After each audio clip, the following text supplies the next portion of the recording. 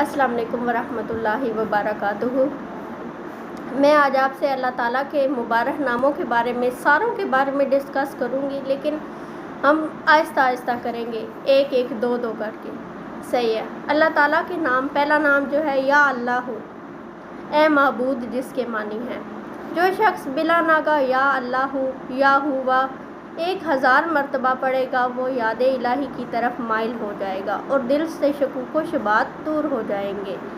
اگر لا علاج مریض ہو تو اس وظیفے کی بدولت انشاءاللہ تعالی مکمل صحتیاب ہو جائے گا۔ نماز جمعہ سے پہلے 100 مرتبہ پڑھنے سے تمام امور آسان ہو جائیں گے۔ جو شخص ہر نماز کے بعد 100 مرتبہ پڑھنے کا معمول بنا لے گا وہ کچھ عرصے کے بعد صاحب کشف ہو جائے گا۔